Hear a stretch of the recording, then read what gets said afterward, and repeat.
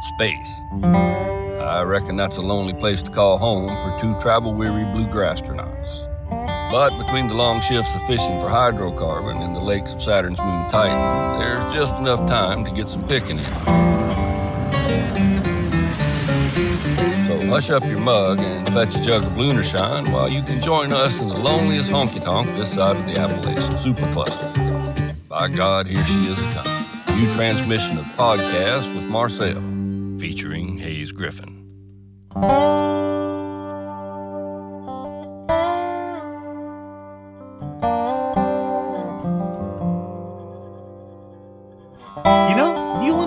Isn't that bad, and the Mulinonians are always just baling hay and drinking. Reminds me of my time in the flatlands of the Midwest. We don't have time to wax poetically about the Midwest. There's only 27 more hours to get to Texarkana, too. Remember, if we don't get this shipment delivered, the Mulinonian way of life will be destroyed.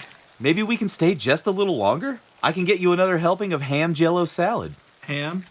Jello? Wow. We need to leave. You might have already caught RBRF, and I am not letting this keep me from reenacting Smokey and the Bandit in space. I think Hayes has the right idea here. Yeah, see? JD wants to stay. I don't have RBRF. You're being paranoid. Okay, I didn't even know bots could contract Rust Belt reversion fever. We need to get out of here now before you two start talking about the weather and corn.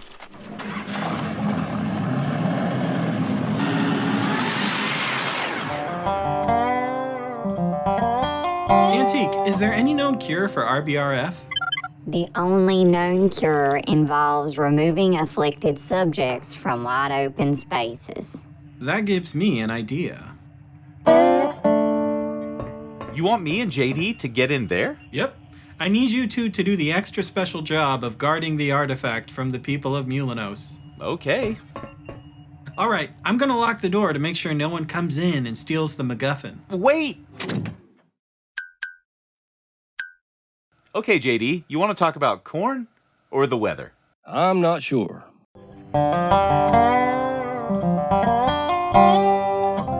Hey, wait a second. What's that light down there? Something is weird about this shipment. Should we let Marcel know? Yes. Okay, JD, I need you to bang on this door. Can you do that? Coming right up. Okay, are you guys cured? What are you talking about? Rust Belt reversion fever, obviously. You two aren't talking about the weather in there, are you? No, we're way past that. Look at what we found on the shipment. A Monroe Corporation tracker? Whatever, I'm sure it's nothing. Let's go eat those Snicker salad leftovers from Mulinos Prime. Honestly, I'm not even mad about Snicker salad. It's kind of great. That's the food of the great Midwestern people. Uh-huh.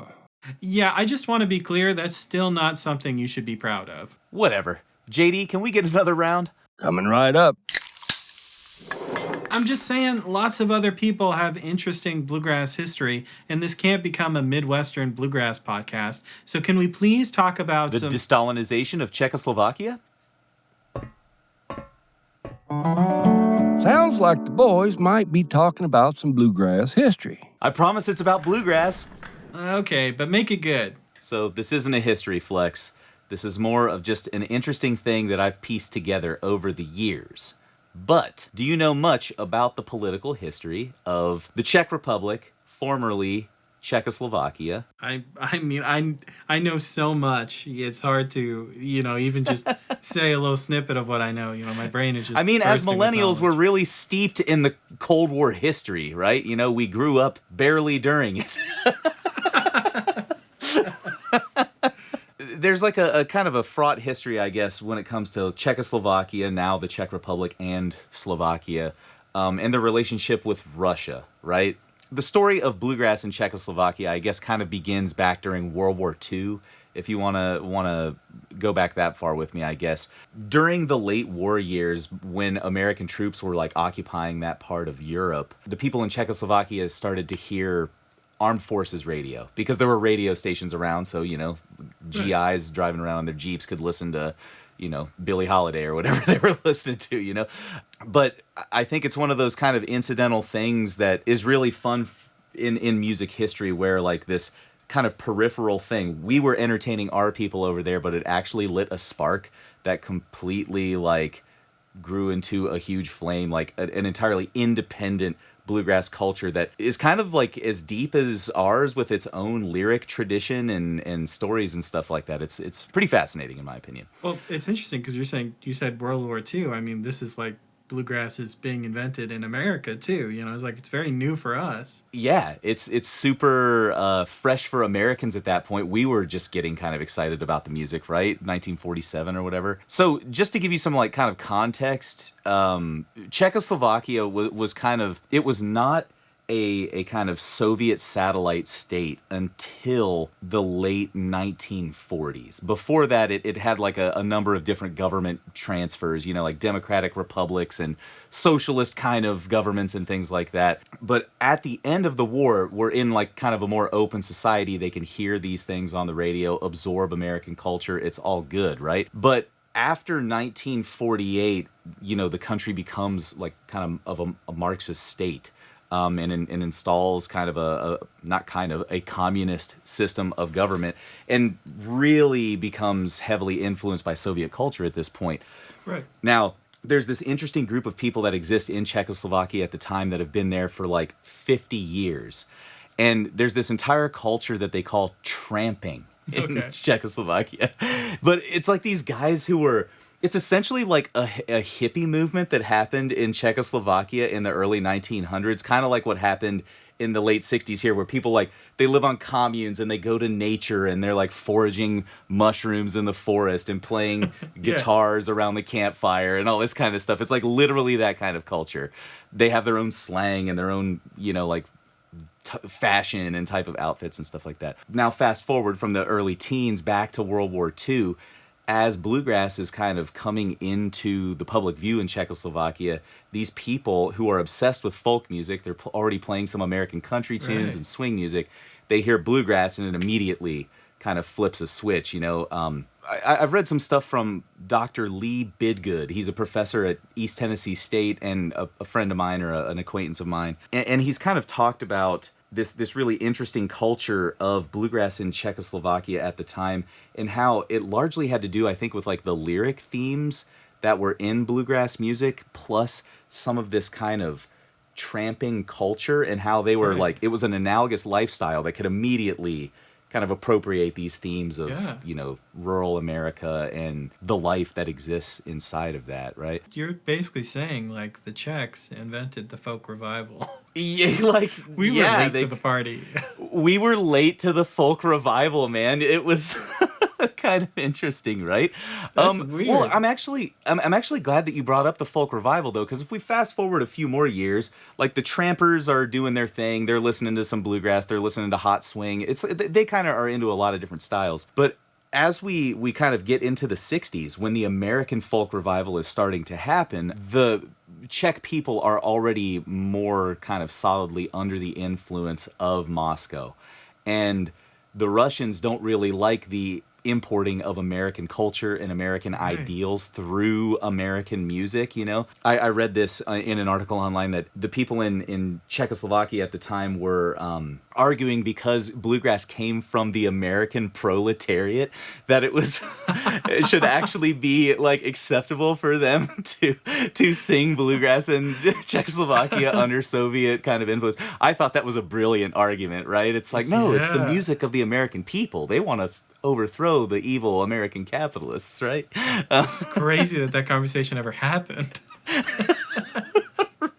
Like bluegrass and proletariat were used in the same, like, you know, sentence together. That's crazy. So, like I said, fast forward to the 60s when the American folk revival is happening. There was actually a concert that people heard on the radio, I believe, from Pete Seeger, and saw his banjo. You know what I mean? Like, this had never really been, I think, popular in that region of the world before this. There was a very motivated person in the audience of that show, I guess, with Pete Seeger. I'm going to totally butcher his last name, but I think it's Marco Chermak or Chermak.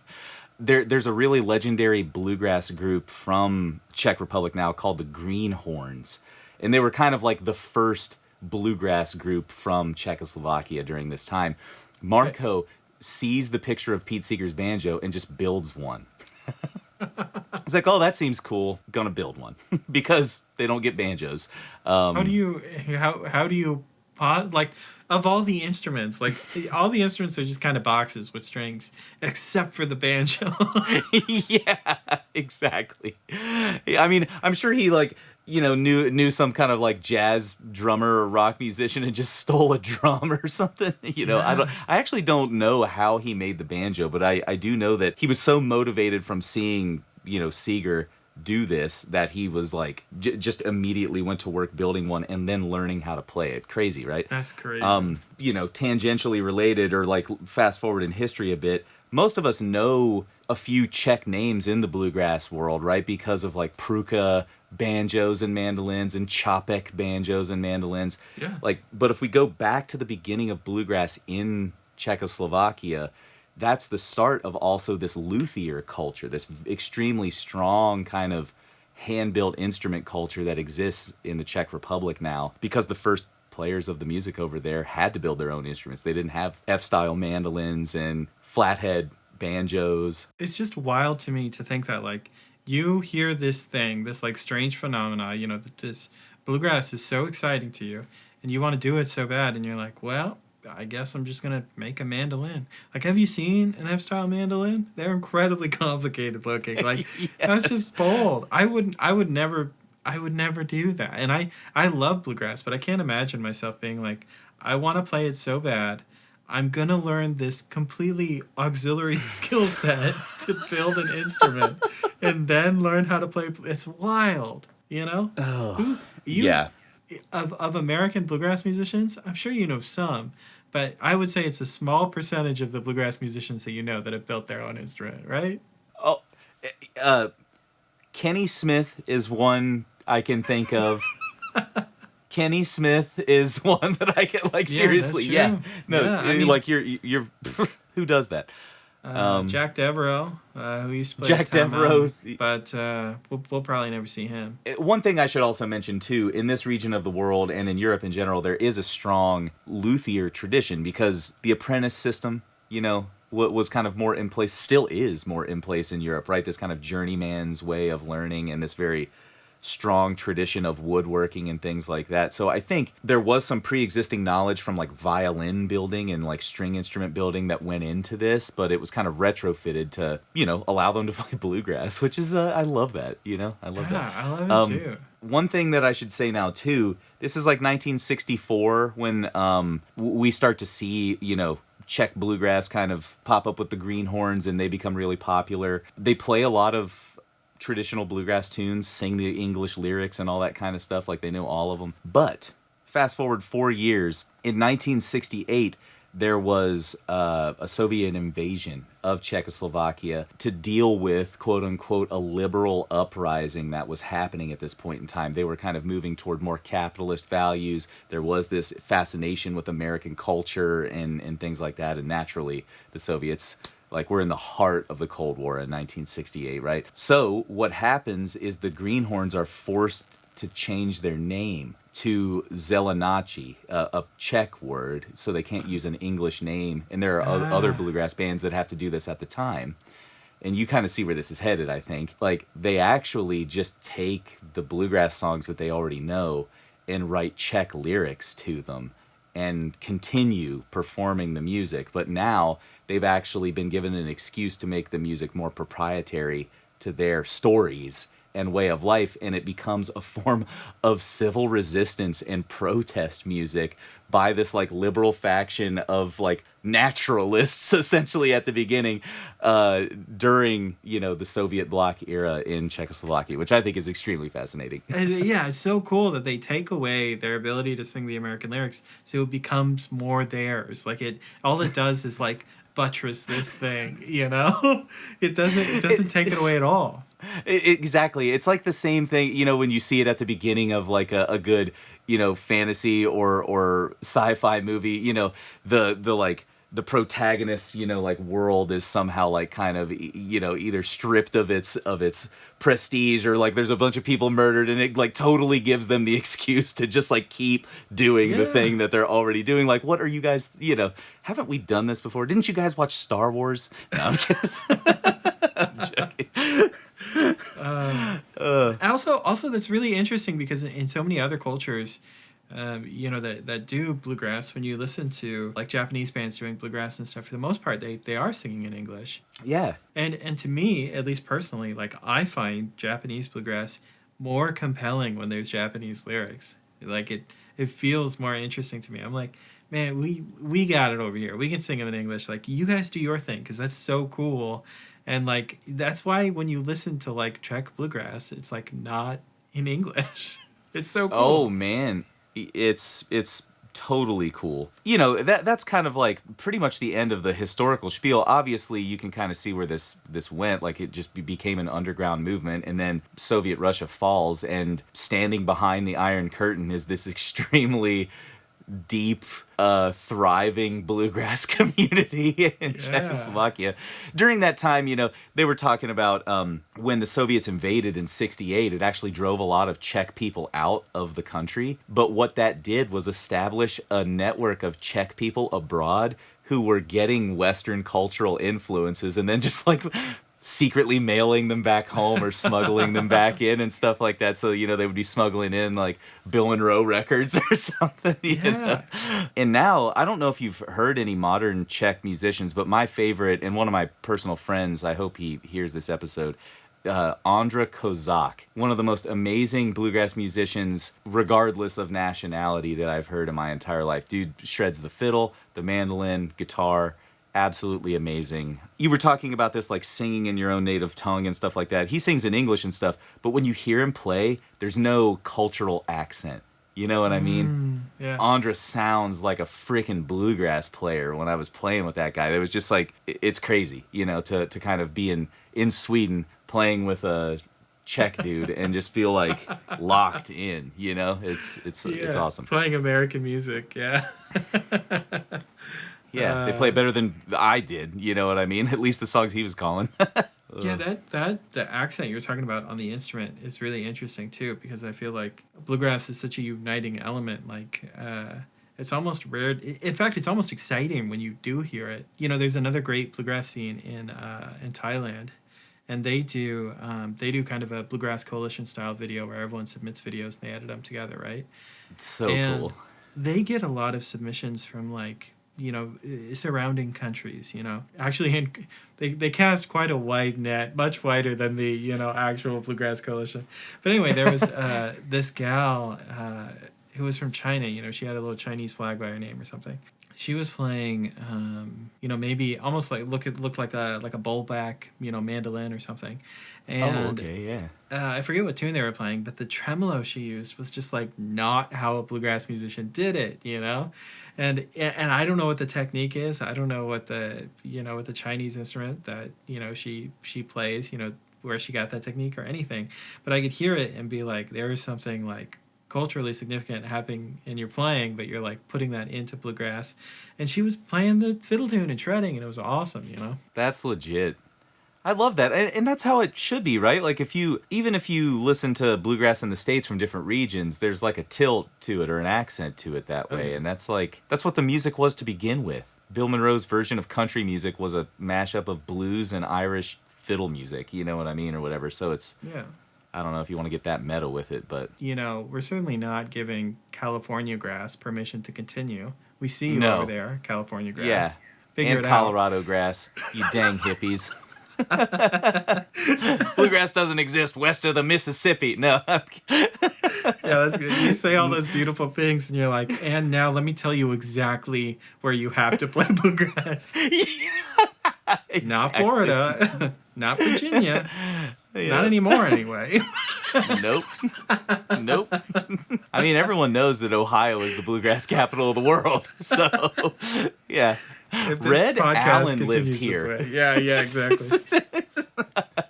You got to stop defending the Midwest.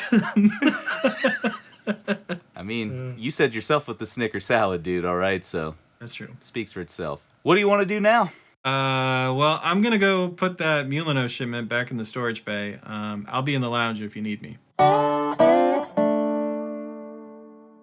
Hey guys, this Monroe Corporation training VHS is incredible. We should have watched this before we went AWOL and stole a bartending robot.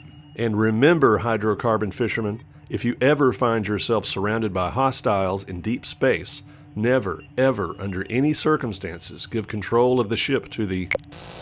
We'll never need to know any of that. Remember, we're not fishermen anymore. We're real Bluegrass astronauts, and right now we have to get the shipment to Texarkana 2 in 20 hours.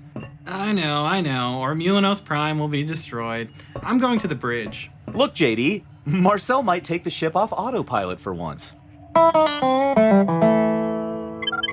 Marcel, we're being hailed by a Monroe Corporation security ship. Well. If it isn't the consequences of our own actions. Open a channel, Antique. This is Officer Jack Devereux representing the Monroe Corporation. You're hauling Monroe Corp cargo without a lick of permission. Devereux, you old coot. I figured it was only a matter of time before the Monroe Corporation came knocking on our back door. This cargo ain't got nothing to do with you, though. I could have guessed it was you, Marcel. You always had a knack for spinning a yarn, but this time you are in violation of Chapter 13, verses 1 through 2 of the Romans Accord of Tariffs and Duties. Remember the good old days? You and I'd get into all sorts of mischief. Let's not ruin our friendship over a silly crate from some Midwestern planet. You know this dog?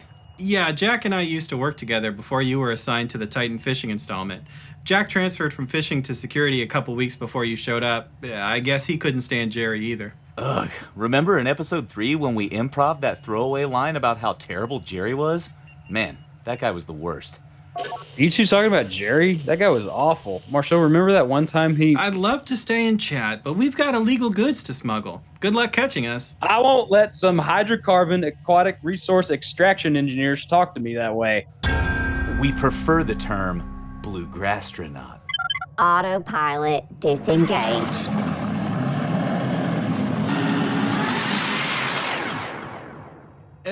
I'm tired of flying. Antique, you got this. Engage autopilot. Autopilot engaged. This is like watching an action movie. We don't even have to do anything. Yeah, I take back what I said. Autopilot is pretty great. Incoming transmission from Jack Devereux. Ugh, put him through, Antique. Hey, what's up, you guys? Aren't you kind of busy?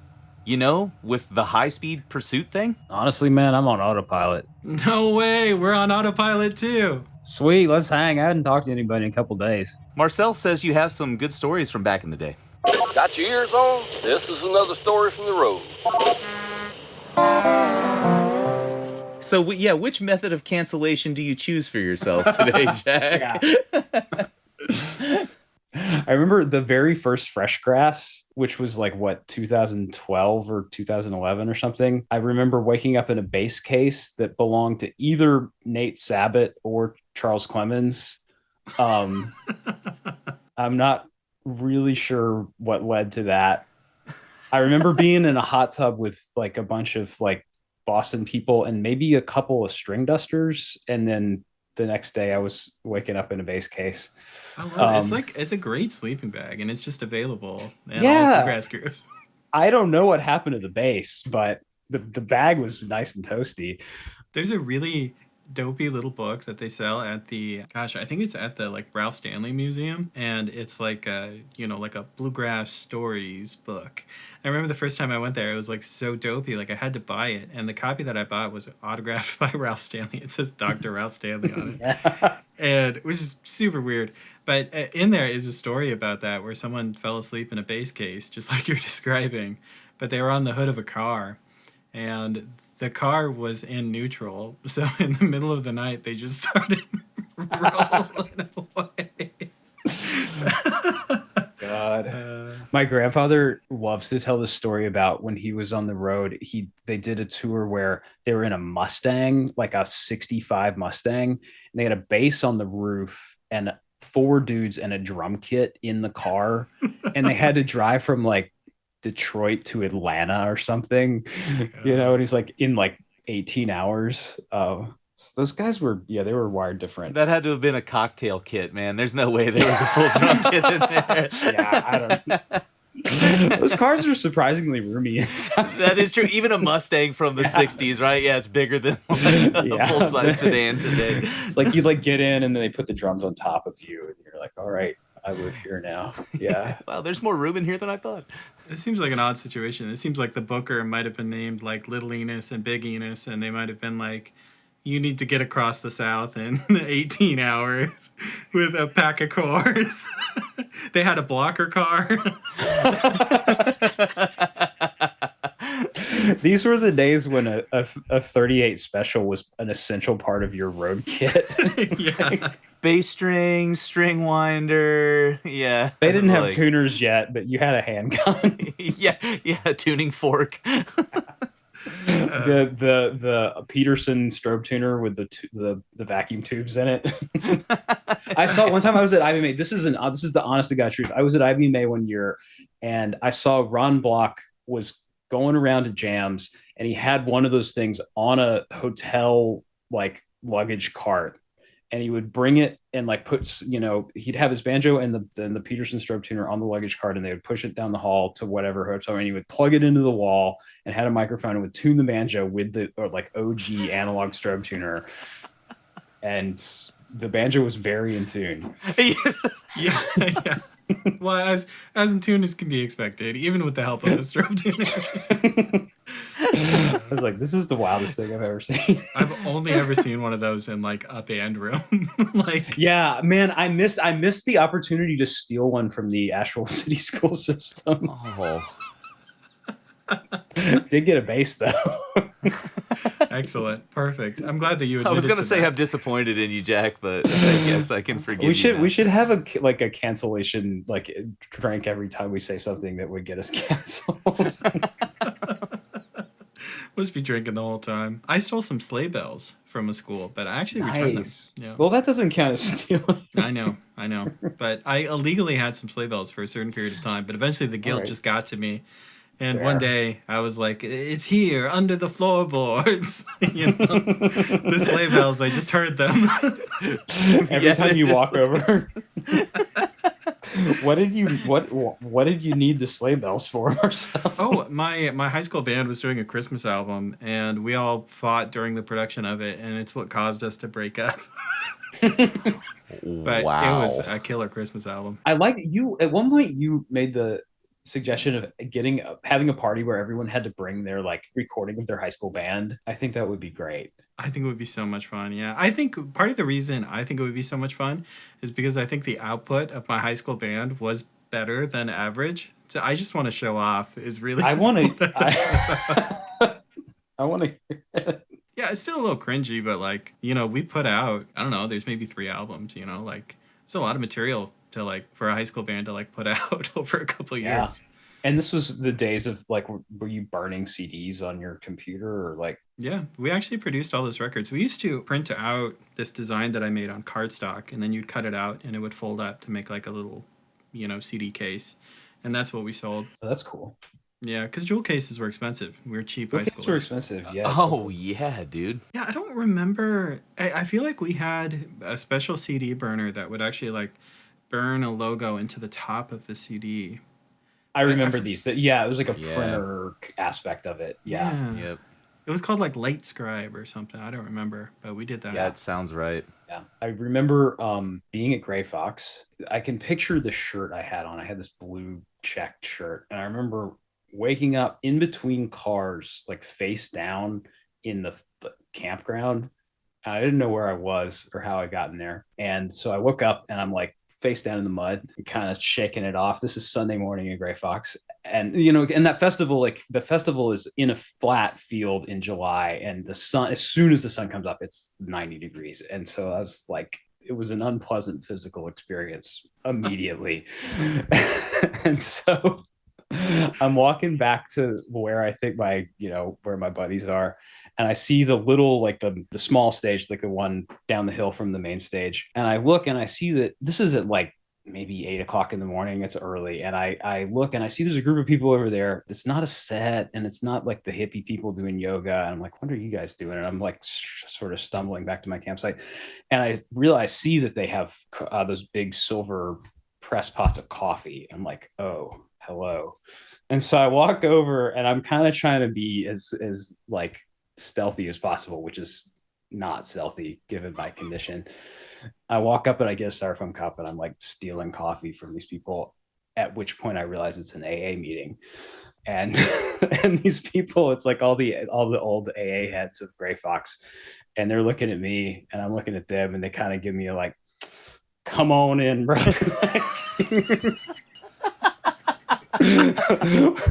Like, get you some coffee and sit down, son. He's one of us. Wow. He's one of us. Yeah. I was like 22 maybe. If only you'd listened to them. I know. Yeah, it took me another 9 years to quit drinking or something, but yeah, that was an important time. Like when I was touring with Town Mountain, that band, I was lucky that I didn't have to like, they had moved past the like weird homestay phase, and like we're mostly in hotels by the time I was. But I mean, like there's like that moment, like like everyone who's ever like played a festival set with a band, you guys know, you've experienced this, where it's like there's a moment at the end of the night where the band, like the three responsible dudes in the band, are taking the van back to the hotel, which is like a 20 to 40 minute drive away. The three irresponsible members of the band are going to stay on the festival site and just see what happens. And you have to like decide what you're going to do. Like, are you going to ride in the van? Let's go into the hotel, or you can take a shower, like, you know, find a rerun of Seinfeld and like fall asleep at 1 o'clock in the morning. Or are you going to stay on the site and either take a dirt nap or watch the sun come up with some girl with a hula hoop and like her boyfriend? And like, you know, it's like, I usually chose to stay at the site and roll the dice. You chose to steal coffee from alcoholics instead of go back to the hotel. Yeah, exactly. There was free coffee at the hotel, Jack. Damn.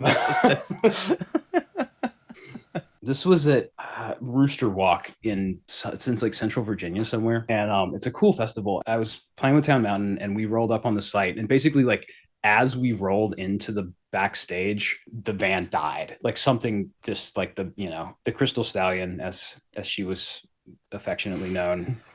Something bad. Something happened. Crystal Stallion. But it was great because we were like right behind the main stage, and we got there on time for our sound check, and we play our set and go on and do the night. And at some point, the little squares of paper with the fun smiley faces and pictures of Scooby-Doo and whatever else come out. And somebody's passing these around. I'm like, well, you know, don't mind if I do. There's like this super jam, you know, everybody's on stage playing thing. And it's kind of right in the era where Billy Strings was no longer opening for us, and we were starting to open for him. Like that was that transitional period. And Billy, like we were on stage, it was like, you know, there was like 15 people on stage, and Billy's on like way on the other side of the stage from me, but I'm standing directly in front of his pedal board, and he's like taking a solo, and he yells down the line at me like, hey man, step on my boost. And I look at his pedal board, and it's just like writhing snakes and blinking lights and a portal into another dimension. Like it's like, I don't know what's going on. So naturally I just start stepping on stuff. I don't remember him being terribly amused by that, but I was, you know. You weren't amused by it either. You were trying to stomp out those snakes. Exactly. Their glowing red eyes. Many adventures ensue throughout the night. So I think like Greer and Jesse and I went into Camper World, and it just got like, I don't know what happened, but like those two dudes disappeared. And the plan was, there's a mechanic gonna come and look at the van in the morning. I managed to like get myself back to the van, and I'm sleeping on the back seat, like, or not sleeping, I'm kind of staring into space and watching, you know, colors and patterns. And I realized like, oh man, like, am I gonna have to deal with the mechanic? Like, is this now my responsibility? Because the sun's starting to come up. And so I'm like, well, I guess I gotta like get it together a little bit. Like I gotta talk to this, you know, like somebody's got to deal with this fan situation. So I get up and I'm like, all right, I'm gonna go in the porta-john. I'm gonna like, you know, use the bathroom. I'm gonna kind of go find some coffee. I'm gonna get my head straight. We're gonna figure this out. So I go in the porta-john and I come out and I I go up the hill and there's, the hippie village is just starting to awaken. And there's this kind of matronly lady at the kind veggie burrito cart or whatever. And she's got a pot of coffee going. And I say, is this an AA meeting? But so I'm in. But no, so I get a cup of coffee and it's this like kind of sweet, like, 60 something, like hippie lady. And she, she's seen some stuff, this woman. And she looks at me and she goes, like, are you okay?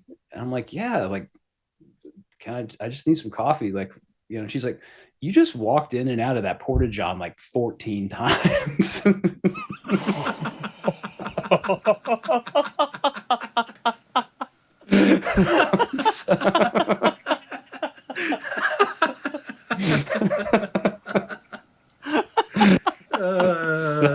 I thought I was going to hear stories about Jack waking up in weird places, but what we're hearing is how Jack discovered he's an alcoholic and an addict. Like, these are all the moments that Jack could have turned it around, and he was like, you know what?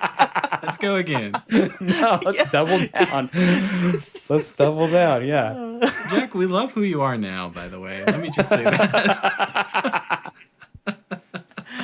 It's like, well, that was the ghost of Christmas past. Well, like, where are we headed now? Oh man, Marcel, you were there. I realized because I'm on Saturday. I will have been sober for 5 years, and you were there the night that the last night.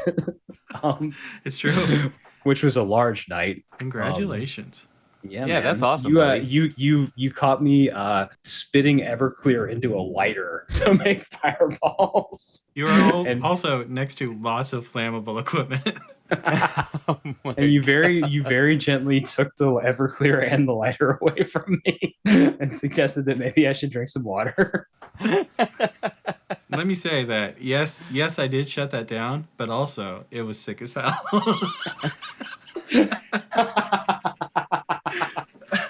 You had also said that you had never done it before, but you were like, surely I can do this. Yeah, man. Yeah, that was a lot of confidence. Everclear, you drink Everclear, you get confident. Yeah. The thing about the stories you're telling is that you're telling us about the wild party side of bluegrass, and maybe we pretend that it's a little cleaner than it actually is, but that stuff happens. And the most important part of the story is that, hey, you figured it out. Have you watched the most recent John Mulaney stand-up special? I don't think so. Because he has such a sort of like squeaky clean image, but then he's like telling all these stories about like right before he got sort of involuntarily put in rehab. And he's like, think about the fact that as horrible as I'm behaving in these stories that I'm telling you, these are the ones that I'm willing to tell you.